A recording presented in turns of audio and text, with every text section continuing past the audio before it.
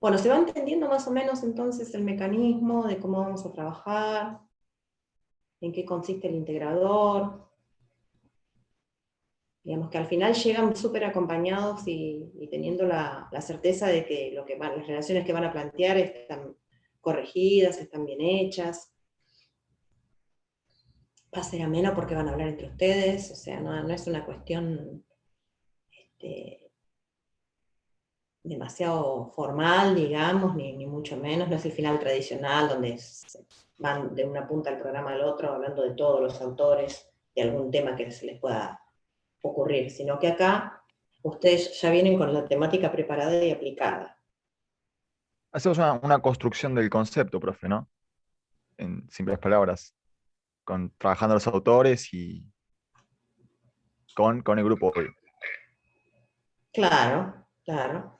Van haciendo un trabajo que yo digo es anual y que se va a expresar en un momento de la mesa, digamos, pero es un trabajo integrador en ese sentido, que lleva más hacia otros puntos. En el tema de la asistencia, por lo general hacíamos trabajo de campo también, que es ir a las escuelas secundarias o a las escuelas de destinos de las prácticas, para ver si la problemática que seleccionaban se daba o no, que era otro tipo de enriquecimiento, podríamos decir, del trabajo.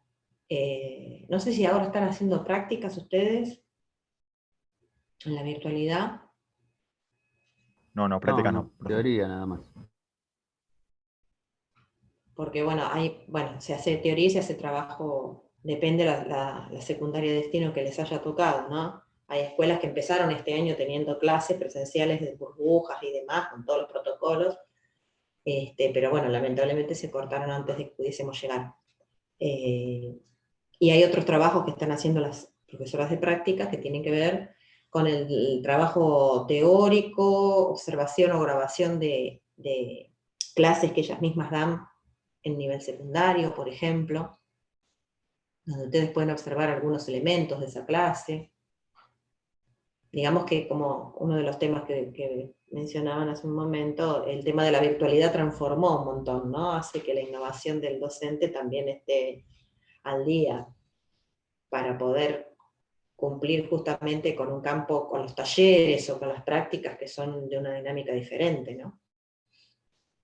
Entonces, pensamos que, bueno, desde el área sociológica, aplicar lo que es la teoría, qué les aporta a ustedes como profesores de historia, que eso tiene que estar en la fundamentación del trabajo, qué cuestiones pueden desarrollar como contexto en la fundamentación, este tema de la reflexividad de la modernidad, pueden hacer una especie de párrafo que hable de cómo es la situación actual, digamos, de la reflexividad en la modernidad actual o en la posmodernidad, que en realidad es una posmodernidad, y qué les aportaría a ustedes como futuros docentes del área de historia este análisis de autores o este espacio de la sociología en general. Digamos, así tendríamos las dos maneras de entender la parte metodológica y la teórica. Ustedes mismos cuando estudien historia, yo creo que en las materias básicas o ejes de la carrera, les deben dar, ¿no? la versión de la misma historia desde dos autores, uno que sea más marxista y otro menos marxista, por ejemplo. Hay Sí, muchos sí. autores que trabajan la historia.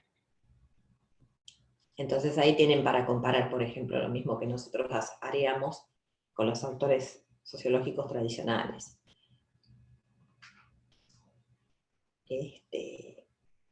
Esa es la gran diferencia entre los aportes y la parte teórico-metodológica.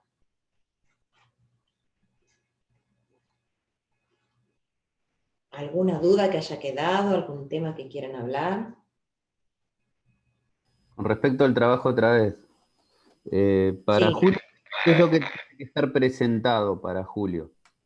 ¿Todo el trabajo completo o después se va a ir agregando material que se va a ir viendo en el resto del año? Tiene que estar presentada la temática, recortada la temática y aplicado a los autores. Sería ideal, bueno, si ya pueden ir haciéndolo por partes, la fundamentación, la presentación, todo lo demás. Y bueno, recuerden que siempre la problemática hay que recortarlo a algún autor que la comente fuera del campo de la sociología, pero de manera muy concretita, ¿no? Supongamos, si hablamos de la educación en contextos de encierro, vamos a tomar un autor que hable de qué es la educación en contexto de encierro, lo tengo que explicar, lo tengo que definir al principio del trabajo. Voy a tomar la educación en contexto de encierro entre tal y tal cosa, entre tal y tal lugar, entre tal y tal época, en tiempo y espacio lo defino. De acuerdo a fulanito de tal que habla de esto. Y punto. Una vez que presenté, bien recortado en tiempo y espacio y definí cuál es el tema, porque ya lo hizo algún teórico, que no es de la sociología, después paso a analizarlo con los autores de la sociología. Eso sí tiene que estar hecho porque es la base y lo que reemplaza el primer parcial.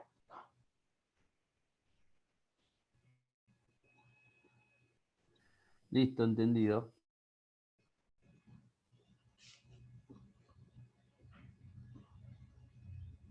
En eso es desde el contexto básico, por eso cuando ustedes me pidieron en qué consiste el trabajo integrador y yo se los pasé, ya tienen los pasos más o menos como para, con los ejemplos que yo les doy abajo, cómo encarar la escritura de cada uno, para que sea lo más práctico, sencillo que se pueda.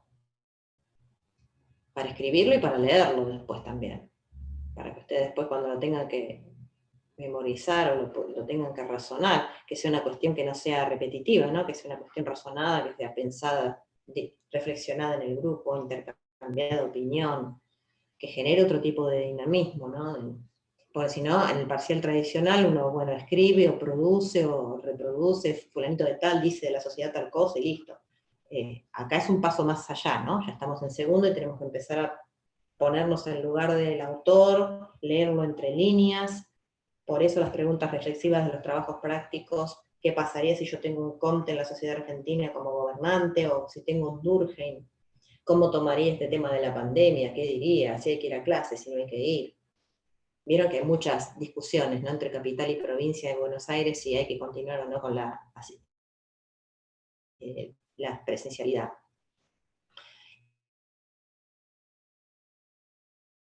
Y tienen las argumentaciones, ¿no?, de la gente que está de acuerdo con la presencialidad, de la gente en sesgo, y algún autor de la sociología hablando ahí atrás, ¿no? O la idea es que se pueda reconocer. A eso apuntamos, básicamente.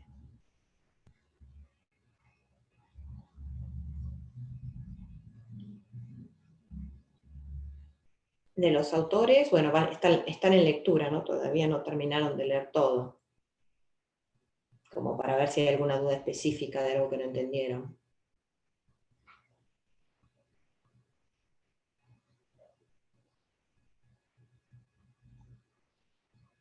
Vamos a ponernos un poco más de plazos, así lo vamos concretando, digamos, para la semana que viene tener definido el tema, sí o sí, recortado y definido, y a partir de la semana que viene, ya les digo, tomar un tiempo de la clase para aplicar autores.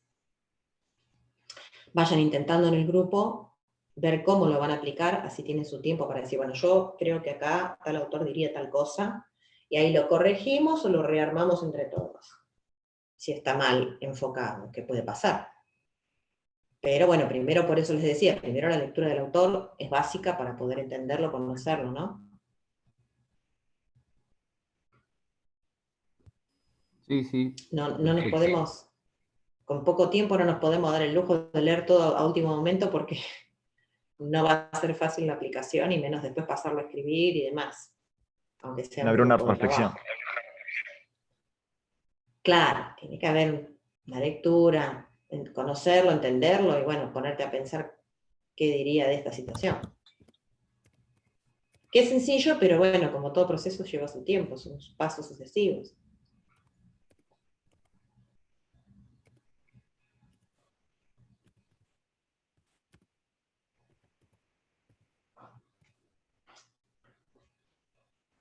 Ojalá podamos incorporar en esta primera parte a alguien más de la corriente crítica. Vamos a ver hasta dónde llegamos. ¿Qué autores, profe, vamos a ver? ¿Cómo? ¿Qué autores vamos a ver de la crítica? Bueno, la idea es tomar a Marx en la segunda parte, que siempre lo ponemos en contraposición con Weber, que es el consenso. Y de esta primera parte podríamos traer a Miles o algún otro autor que dentro de los críticos, si bien no es un padre fundador, tiene su etapa de sus antecedentes previos, digamos, como obras suficientes como para poder tratarlo, porque ha visto la realidad latinoamericana, ¿no? La idea es que tengan un poco de aporte a lo cotidiano nuestro también. Es decir, que sean autores relativamente contemporáneos, que no tengan 300 siglos de haber escrito, y que además tengan un acercamiento ideológico a la realidad cotidiana de Latinoamérica.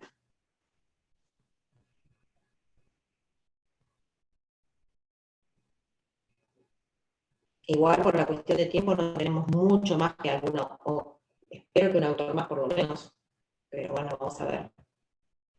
Si esto sigue así hasta agosto, sería ese la cantidad de autores a incorporar. Digamos que el trabajo va más a profundizar autores que a ver cantidad de autores. En el Porque tema después de para ver Latinoamérica, otros, hay tiempo. Boaventura, ¿lo leemos o no? ¿Cómo? Cuando tocamos lo que dijiste de Latinoamérica, Boaventura, ¿lo vamos a leer? Ventura. La Sousa verdad, Santos. no. ¿Eh? Sousa Santos. Ah, sí, podemos leerlo. Incluso yo les decía al principio, no sé si eso quedó claro, cuando ustedes tienen algún autor que por algún motivo les gusta o se acerca a la problemática de ustedes, también lo podemos incorporar para que lo leamos en el trabajo, ¿no? Básicamente lo que yo les exijo son los autores que vemos en clase de la sociología. Después si yo quiero incorporar al que sea, lo puedo hacer. Es bienvenido, digamos. Claro, ese decía para lo actual, para la parte actual. Bueno, ¿y en qué te parece que aportaría? Y ¿O qué te gusta ese una autor? mirada más actual de la sociología, en relación a cuando contraponemos con los autores, los fundadores como Comte. Podemos ver qué pensaría Comte y a la vez qué están pensando ahora los sociólogos también. Y claro, imagínate, el rol de la sociología en la época de Conti, ya ahora lo que está escribiendo Giddens en los últimos años, es otro. La sociología ya no promete ser parte del poder para bajar un contenido dogmático o adaptar a la clase socialmente desfavorecida a la realidad. Promete otro tipo de cuestiones, ¿no? La promesa de la sociología se modificó, la intervención sociólogo también, por suerte, ¿no? Si no sería anacrónico. Tiene que estar dentro de lo que la comunidad científica considera que es mejorar la calidad de vida actual de la gente. Entonces, para América Latina tiene que ser una sociología crítica comprometida, pero tampoco que hable de la revolución total. Tiene que tener algún sesgo de realismo, ¿no? Cuando habla de realismo utópico, Giddens, como que le corta un poco, por eso digo que es de la convergencia. Es crítico del capitalismo y habla de los movimientos políticos, sociales, la geopolítica, pero hace hincapié en cuestiones o muy puntuales o en los enclaves políticos de reclamo, no en todo lo demás. ¿No? No en la transformación universal, sino, bueno, vamos a la pequeña comunidad que es autosustentable, vamos al feminismo, vamos a los enclaves, no pretende la totalidad porque ya es una cuestión decimonónica la totalidad, ¿no? Ya pasó de moda, digamos, la comunidad científica y la sociedad actual no necesita eso, sino que necesita otro tipo de transformaciones, la conservación de los recursos naturales, humanos y demás. Está preocupada por otras incertidumbres, ¿no? Creo que está más allá de pensar en una nueva revolución o en un cambio del capitalismo al socialismo, en muchos casos. Es como que el capitalismo ha dado por sentado que no va a suceder esto, ¿no? Giddens es uno de los que dice que la gente está tan enfrascada en su realidad cotidiana y es tan individualista que ver un poquito más allá en el horizonte al cambio o al largo plazo le resulta bastante improbable. Por eso discute tanto con Miles, ¿no? Esta idea de la imaginación sociológica en Miles y en él es como una gran diferencia. Pero bueno, no me quiero adelantar en otros autores porque si no voy a confundir más que aclarar, me parece. Sí. ¿Usted cómo ve la situación? ¿Les parece muy difícil dar clases virtuales, todo? ¿O no?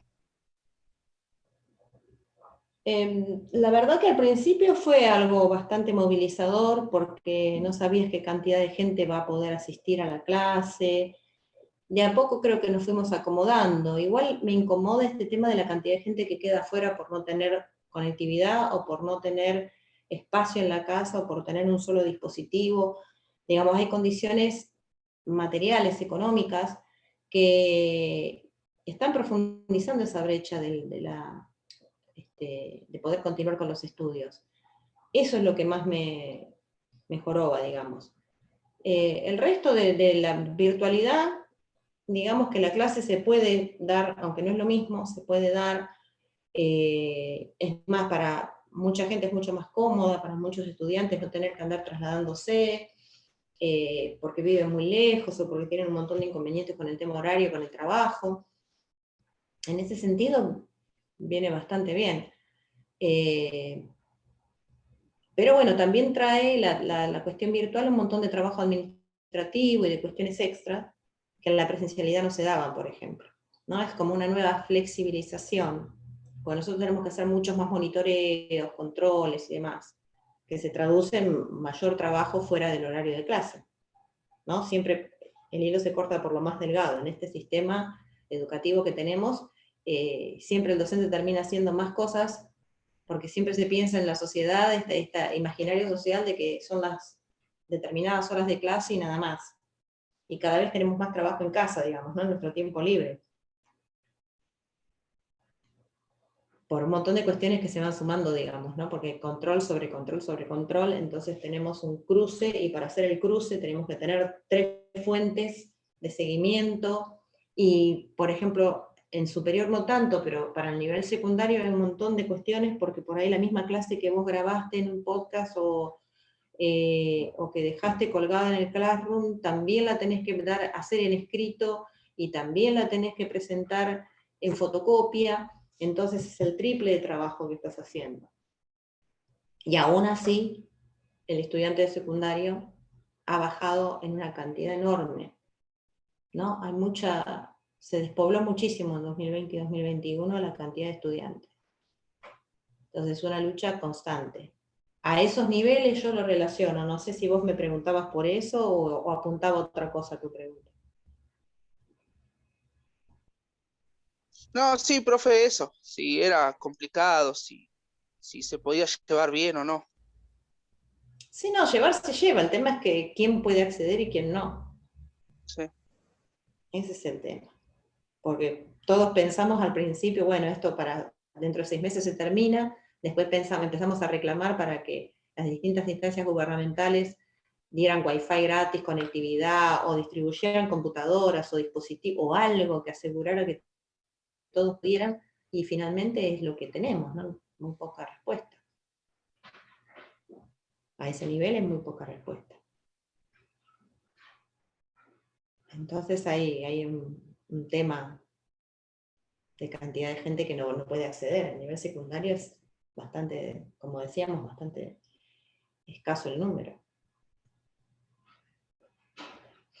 Pero bueno, esperemos que eso mejore y que ahora con el tema de la vacunación masiva se vuelva a la presencialidad, vamos a ver.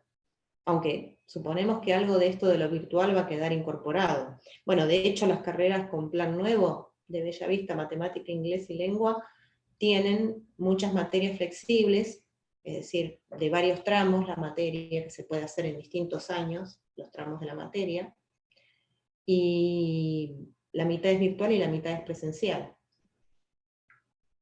porque ya viene incluido en el diseño curricular nuevo, que está planeado hace bastantes años atrás, así que imagínense que yo creo que esto de la virtualidad va a continuar. Y después cuando modifiquen historia y todas las otras materias, las carreras, perdón, se va a instalar el tema de la virtualidad.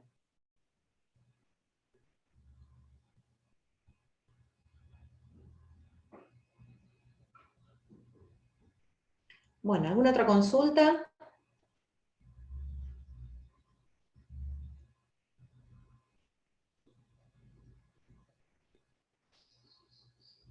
Bueno, en ese caso vamos cerrando, así ya vamos planificando para la clase que viene.